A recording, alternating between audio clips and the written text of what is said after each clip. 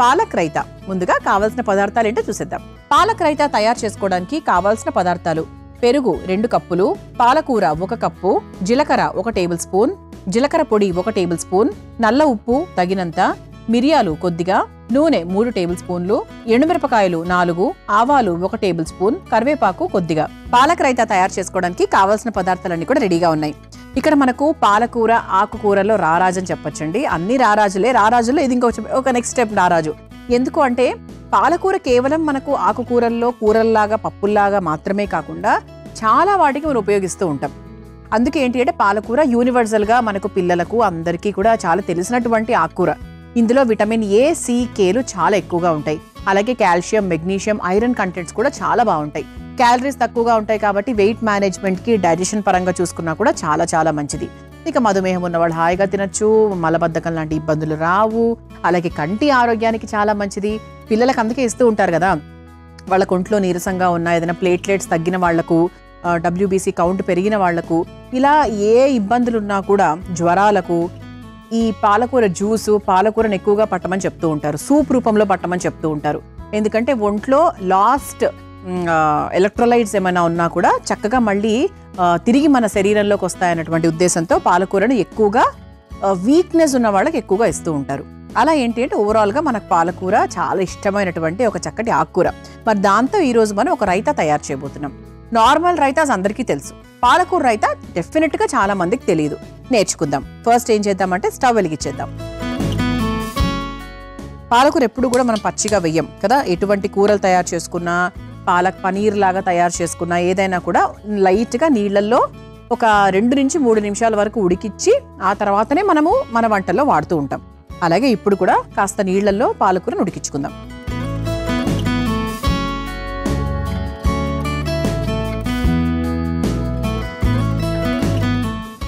నీళ్లలో కాస్త ఉప్పు వేసుకుందామండి. నేను ఇందులో కొంచెం డిఫరెంట్గా వెరైటీగా నల్లుప్పు వాడుతున్నాను. అండ్ కొంచెం మనకు రైతాలో టేస్ట్ మారుతుంది, అలాగే ఆరోగ్యానికి కూడా డిఫరెంట్గా చాలా మంచిది కాబట్టి కాస్త నల్లుప్పు వేస్తున్నాను.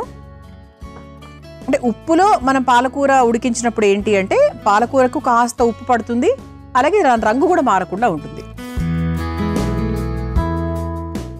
ఓకే, ఇలా మనం చక్కగా ఉప్పు వేసేసుకున్నాం కాబట్టి దీంట్లో పాలకూర కూడా వేసేసుకుందాం. సరిపోతుందండి. ఇది ఒక్కసారి ఇలా నీళ్ళలో కొంచెం ఇలా నానబెట్టేసామంటే ఉడికే ప్రాసెస్ స్టార్ట్ అయిన తర్వాత చాలా ఫాస్ట్గా అయిపోతుంది అనమాట.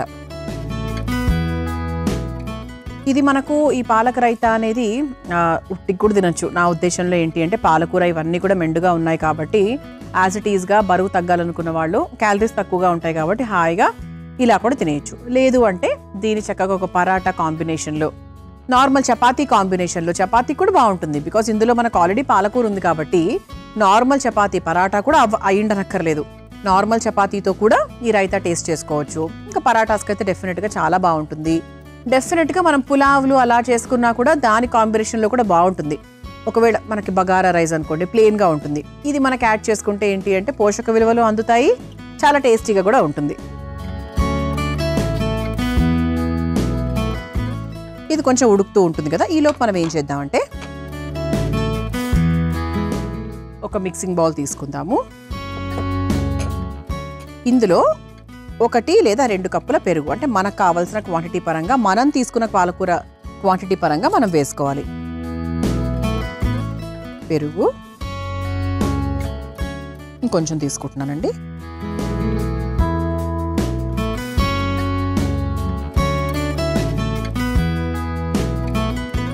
ఇది ఒక్కసారి ఆల్రెడీ మనకి చక్కటి పెరిగేది, ఉండలైతే ఏమీ కనిపించట్లేదు నాకు.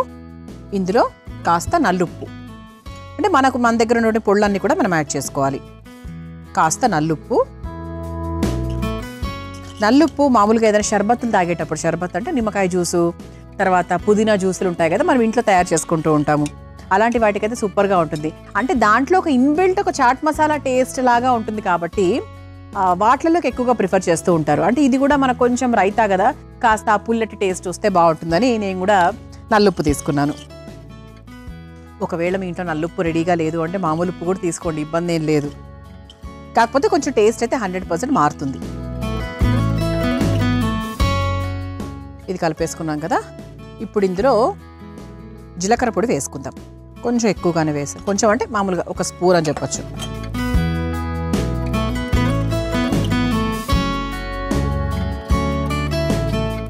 అలాగే మిరియాలు ఉన్నాయి కదండి, సో మిరియాలను మనం డైరెక్ట్గా వేసే కన్నా కూడా ఇలా చక్కగా ఒక రోట్లోకి తీసుకొని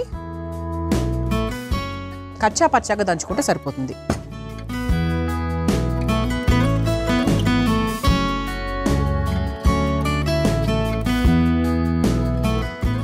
ఇలా కచ్చా పచ్చాగా తీసుకున్నాను చూసారా. ఇదిగోండి, ఇది మొత్తంగా వేయచ్చా లేకపోతే దాన్ని మీ ఘాటుకు తగ్గట్టుగా చూసుకొని వేసుకోండి.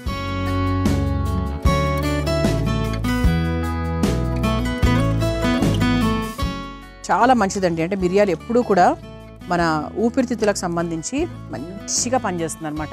యాంటీ ఇన్ఫ్లమేటరీ, యాంటీ బ్యాక్టీరియల్ గుణాలు ఉంటాయి కాబట్టి. ఇదిగోండి, ఇక్కడ మనకు పాలకూర కూడా ఉడికిపోయింది కాబట్టి ఈ స్టవ్ కూడా ఆఫ్ చేసేసాను. ఆఫ్ చేసేసి ఈ ఉడికిన పాలకూరను చక్కగా ఈ పెరుగులోకి వేసేసుకోవచ్చు. ఇప్పుడు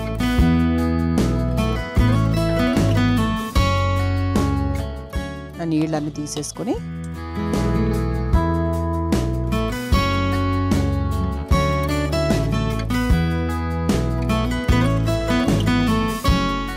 ఇది ఒకసారి బాగా కలిపేసుకుందాం. ఇలా అంతా మిక్స్ చేసేసుకుందాం. ఓకే, చూసారా చక్కగా ఇలా పాలకూర చక్కగా కనిపిస్తోంది, మిరియాలు కనిపిస్తున్నాయి కచ్చా పచ్చాగా, నల్లుప్పు. అసలు సూపర్గా ఉండబోతోంది అనుకుంటున్నానండి. ఈ రైతా తిక్కుడు తినేయచ్చు హాయిగా. ఓకే, ఇది ఒక నిమిషం ఇలా పెట్టేద్దాం. ఇప్పుడు ఏం చేయాలి అంటే దీనికి ఒక చిన్న మ్యాజిక్ యాడ్ చేయాలి. అదేంటి అంటే పోపు. ఇలా తినే కన్నా కూడా దీంట్లో పోపు యాడ్ చేసుకొని తింటే చాలా బాగుంటుంది. అసలు ఇది ఒక రకంగా చెప్పాలంటే మన వైట్ రైస్లో కూడా బాగుంటుందేమో అనిపిస్తుంది నాకు దీన్ని చూస్తుంటే. ఇటువైపు ఒక చిన్న పోపు పెనం తీసుకున్నాను. ఇది వెలిగించేసుకొని ఇటువైపు మనం పోపు కూడా వేసేసుకోవచ్చు. మామూలుగా చిన్నప్పుడు మా పెద్దమ్మ కొంచెమే పెరుగు ఉంటే దాంట్లో చక్కగా నీళ్లు మిక్స్ చేసేసి అందులో పోపు వేసేదన్నమాట. అంటే కాస్త ఆవాలు, జీలకర్ర, అల్లం ముక్కలు, కొంచెం పసుపు, ఇంగువ, కరివేపాకు, కొత్తిమీర ఇవన్నీ వేసేసి తిరగమాత మజ్జిగ అనేవాళ్ళం మేము. అది మనకు అన్నంలో తిన్నా కూడా చాలా బాగుంటుంది తెలుసా.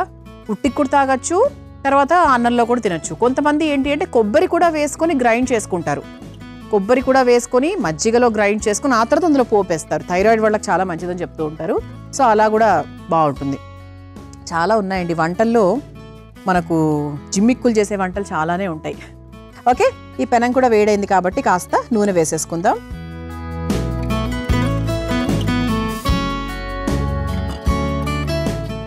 ఆ తర్వాత పోపులో భాగంగా ముందుగా ఆవాలు, ఆ తర్వాత కాస్త జీలకర్ర,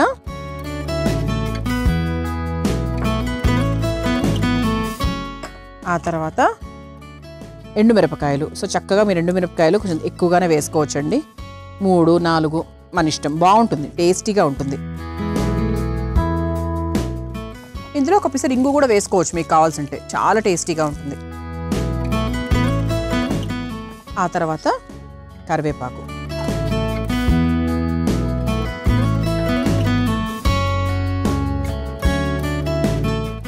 ఇలా మనకు చక్కగా పోపు వేసేసుకున్నాం కదా. ఈ స్టవ్ ఆఫ్ చేసేస్తానండి ప్రస్తుతానికి.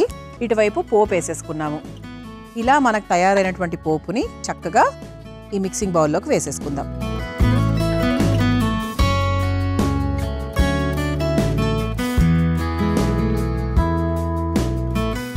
చక్కగా మిక్స్ చేసేసుకుందామండి. ఇప్పుడు అసలైన టేస్ట్ అనేది వస్తుందన్నమాట. దీన్ని చక్కగా ఈ మిక్సింగ్ బౌల్లోకి తీసేసుకుందాం.